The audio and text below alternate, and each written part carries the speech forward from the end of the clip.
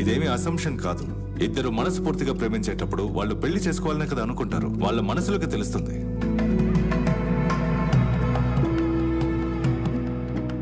ఇక్కడ మనసులో అనుకుంటే సరిపోదు, ప్రాపర్ కమ్యూనికేషన్ ఉండాలి. అది లేకపోవడం వల్లే చాలా పెళ్లిళ్ళు డివోర్స్ అవుతున్నాయి. ఈ నిమిషం నుంచి మరణం మిమ్మల్ని విడదీసేదాకా సంతోషంలోనూ దుఃఖంలోనూ సంపదలోనూ పేదరికంలోనూ నిన్ను గౌరవించి ప్రేమిస్తాను. నాతో కలిసి జీవించడానికి సమ్మతమేనా? ఇది ఛానల్లో జరిగే చర్చ కాదు, కోర్ట్. డిసిప్లిన్ గా కండక్ట్ చేయగలిగితేనే ఈ కేసుని కంటిన్యూ చేయండి.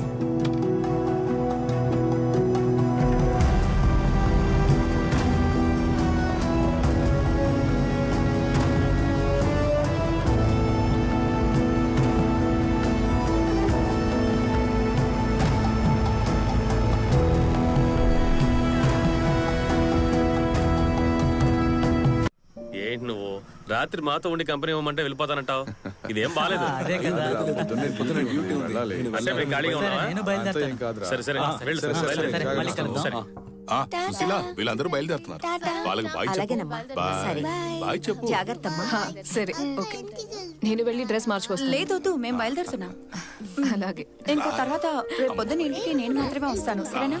ఆయనకి కొంచెం పని ఉంది, అందుకే నీకు ఓకే కదా? లేదు, ఏం కాదు, చూసుకుందాం. వెళ్దామా? అవును, కొత్త ఇంటికి ఎప్పుడు నువ్వు షిఫ్ట్ అవబోతున్నావు? వచ్చే వారం షిఫ్ట్ చేద్దామని ప్లాన్ చేశాను. వస్తువుల్ని ముందే పంపించేశాను. రండి బయలుదేరదాం. ఉంటానే బేన్, మనం తర్వాత కలుద్దాం. సరే చూసి జాగ్రత్తగా రా. అన్నయ్య వెళ్ళొస్తాను. ఏమండి, మనము వెళ్దామా? వీడు స్టార్ట్ చేశాడు. అదేంటి, తన రూమ్ లో పంపద్దా? మాధవి అప్పుడే రూమ్ కి వెళ్ళిపోయింది. మాధవి వెళ్ళిపోయిందా? అవును, రారా చేపట్టుకో. బావా, నువ్వు ఆల్రెడీ అన్ని పనుల్లో లేట్ చేసావు, ఇదేనా త్వరగా కానివ్వు. కోర్టులో ఉన్నావు అనుకుని మాట్లాడుతూ కూర్చోకండి. ఈ విషయంలో తగ్గకూడదు. సరే వెళ్ళొస్తాను రా. బయలుదేరా. సరే బావా, నువ్వు వెళ్ళు. ముందు ఇన్ని తీసుకెళ్ళు.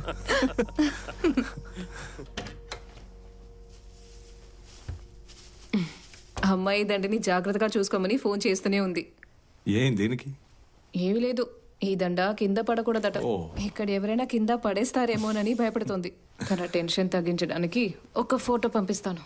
సరే, త్వరగా పంపించు. ఇంకా ఇక్కడ ఏమేమి జరుగుతాయో. ఒక్కొక్కరు ఒక్కో సంప్రదాయం అని ప్రశాంతంగా ఉండనివ్వరు. ఎందుకే నేను ముందే చెప్పాను కొత్త ఇంటికి వెళ్దామని. మనకి ప్రైవసీ దొరుకుండేది. కరెక్టేగా? ఏంటి, టైర్డ్ అయిపోయావా? నిద్ర వస్తుందా? నేను ఫుల్ ఎనర్జీతో ఉన్నాను. పొద్దుట ఒక పెళ్లి, మధ్యాహ్నం ఒక పెళ్లి. అది సరిపోదని సాయంత్రం రిసెప్షన్ ఒకటి. నేను ఎనర్జీతోనే ఉన్నాను. నీకు నిద్ర వస్తే పడుకో. ఎబి, ఇవన్నీ ఇంత సులువుగా అవుతాయని నేను అనుకోలేదు. నువ్వు లేకపోతే ఇవన్నీ కష్టమే.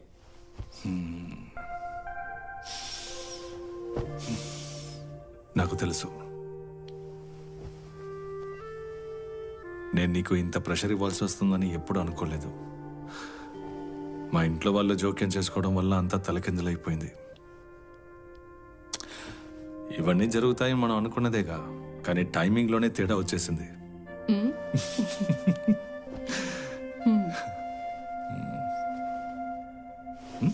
నిద్రపోయావా? చోటు మారితే నాకు నిద్ర పట్టదు. అయితే ఇంకా మంచిది, లైట్ ఆఫ్ చేయమంటావా? అసలు నీకు టైర్డ్గా లేదా? టైర్డ్గానే ఉంది, కానీ ఇంకా టైర్డ్ అయితే బాగా నిద్రపోవచ్చుగా.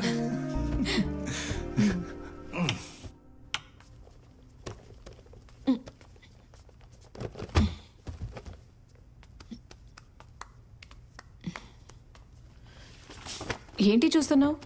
మీ నాన్న అప్పట్లో పెద్ద హిప్పీ అనుకుంటా. ఆ కాలంలో అదే ఫ్యాషన్. ఇదెవరో తెలుసా? లేదు. గౌతమ్. ఓ, అప్పటి నుంచే అమ్మాయిల వెంట పడుతున్నాడు అన్నమాట. ఛా, పాపం. నేను నందు అక్క తనకి మంచి ఫ్రెండ్స్. విమల్ చెప్పేదంతా వింటుంటే అతను అంత మంచివాళ్ళు అనిపించట్లేదు. ఎవరు నిజం చెప్తున్నారు ఎవరికి తెలుసు? అలాంటప్పుడు మన క్లయింట్స్ చెప్పేవి కూడా నిజమో కాదో తెలీదు. అయినా ఆ కేసు తీసుకుంటున్నాం, ఫీజు తీసుకుంటున్నాం, అలా సాగుతోంది. ఎబి, yes your honor. మనం ఇప్పుడు ఉంటున్న ఆఫీస్ని ఖాళీ చేసి చిన్న ఆఫీస్ చూసుకుని వెళ్ళిపోతే రెంట్ తగ్గుతుంది కదా. అది మనం మేనేజ్ చేసుకుందాం. ఆ ఆఫీస్లోనే ఉందాం. నువ్వు నాతో ఎలాగో ఉండు. ఎవరికి తెలుసు, ప్రభుత్వం ఎప్పుడైనా మారచ్చు. అయినా ఆఫీస్ని వదులుకోవద్దు, అది మన స్పేస్ కదా. రొమాన్స్ అలాగా. సరే, ఒక విషయం అడగనా? ఈ కేసు విషయంలో అసలు ఆ విమల్కి నువ్వేం చెప్పావు? అబ్బో, నువ్వు కోర్టులో వాదించి గెలవడానికి ట్రై చేయి.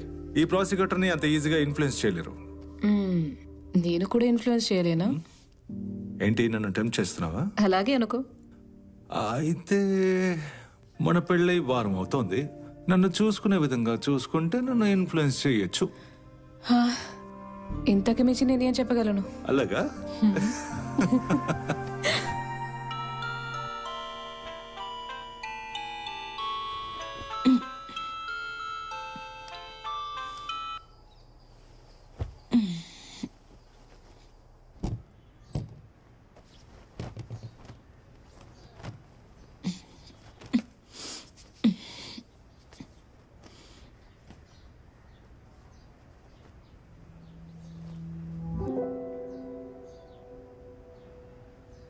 AB,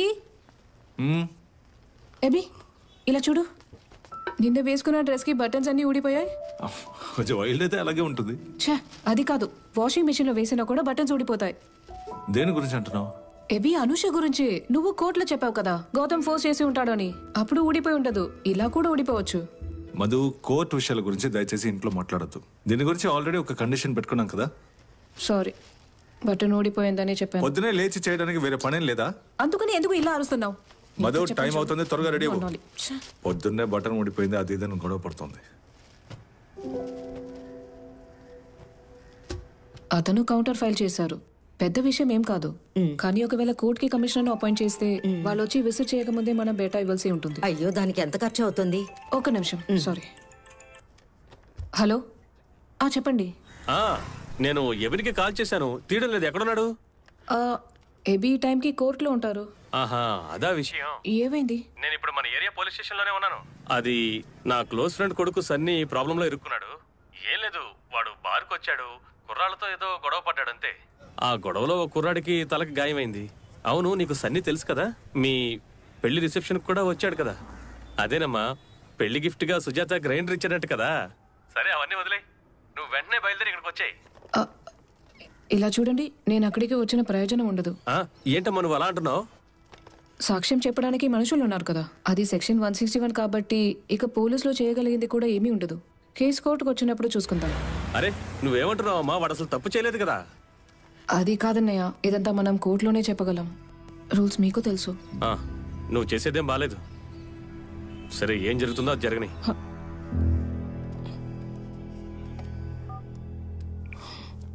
sorry.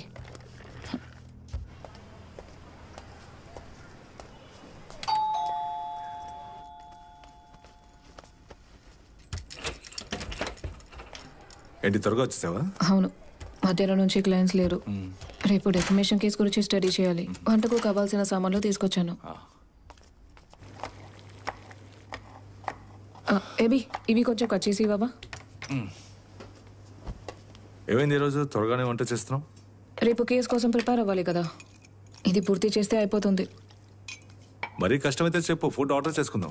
వద్దు, త్వరగా అయిపోతుంది. మధు, మధ్యాహ్నం నుంచి నువ్వు ఖాళీగా ఉంటే జోస్ బావ పిలిచినప్పుడు నువ్వు వెళ్ళుండొచ్చుగా.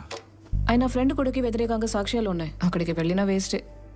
ఆ విషయాలని మనకు తెలుసు, కానీ అతనికి తెలియదు కదా. నేను అతనితో క్లియర్గా చెప్పేశానుగా. కనీసం ఆయన పిలిచినందుకు ఓ మర్యాద కోసమైనా ఆయన వెళ్ళి కలిసి వచ్చి ఉండొచ్చు. నాకప్పుడు అలా అనిపించలేదు ఏబీ. మధు, నేను ఎందుకు చెప్తున్నానో అర్థం కావట్లేదా? పోలీస్ స్టేషన్ వరకు వెళ్ళేటప్పుడు ఒక లాయర్ తోడుగా ఉంటే బావకి ధైర్యంగా ఉండేది, అందుకే నిన్ను పిలిచారు. ఏబీ, పొద్దున నువ్వే కదా నాకు చెప్పావు ఇంట్లో కోర్టు కేసు అంటూ మాట్లాడకూడదని. ఇప్పుడు నేను అదే చెప్తున్నాను. ఇందులో జోస్ అన్నయ్యకి ఇలాంటి ప్రాబ్లం రాదు, ఖచ్చితంగా అర్థం చేసుకుంటారు. హే, ఇలాంటి విషయాల్లో బావ ఎలా ఉంటారో నీకు అసలు తెలీదు. ఫ్యామిలీ విషయానికి వస్తే బాగా సెన్సిటివ్ గా ఉంటారు, చిన్న చిన్న వాటికి కూడా అలుగుతూ ఉంటారు. అందుకే ఈ విషయంలో జోస్ బావ అసలు ఫీల్ అవ్వకూడదు అని అందరినీ ఈ రోజు మన ఇంటికి డిన్నర్ కి రమ్మని ఇన్వైట్ చేశాను. అందరినీనా? జోస్ బావని మాత్రం పిలిస్తే బాగుండదు కదా, అందుకే అందరిని పిలిచాను. డిన్నర్ బయట నుంచి తెప్పిద్దాం. ఇదంతా చేసే ముందు నన్ను ఒక్క మాట కూడా అడగాలనిపించలేదా? నువ్వే కదా డిన్నర్ కి ఏదో ఒక రోజు అందరినీ పిలవాలన్నావు. అవును చెప్పాను, అది ఈ రోజే అని చెప్పలేదుగా. రేపటి కేసు ఎలా స్టడీ చేయాలి? వాళ్ళు తిని కొంతసేపు ఉండి వెళ్ళిపోతారు.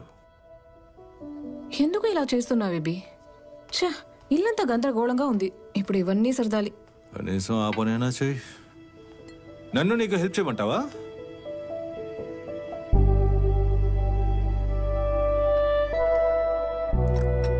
మావయ్య ఏమైనా కావాలా? ఊరవేనా?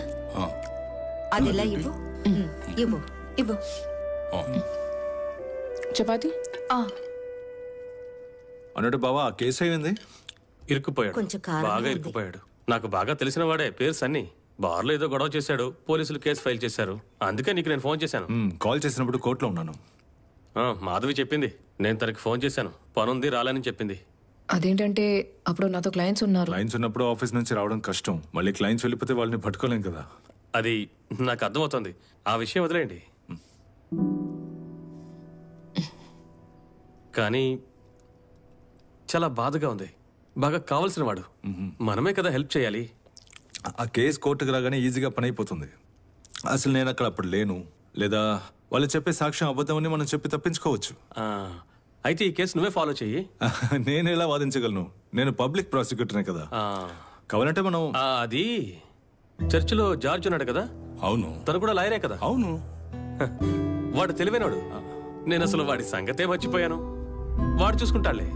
అనయ్య, మీ కేసు ఏమైంది? కేసు జరుగుతూ ఉంది. నేను అడుగుదాం అనుకున్నాను, అసలు ఎవరి వైపు న్యాయం ఉంది? నాన్న, నాకెందుకు ఆ అబ్బాయి మీదే తప్పు ఉంది అనిపిస్తుంది. అది నువ్వు కన్ఫర్మ్ చేయొద్దు. మీ ఇద్దరిలో ఎవరు గెలుస్తారు? ఎవరి వైపు న్యాయం ఉంటుందో వాళ్ళే గెలుస్తారు. ఈ కేసులో నువ్వు ఓడిపోయావంటే పెళ్ళాంచాట మొగుడు అంటారు. ఓడిపోకుండా చూసుకో, మన కుటుంబం పరువు పోకుండా చూసుకో బావా. ఆ రైస్ సరే, నాకు చాలు.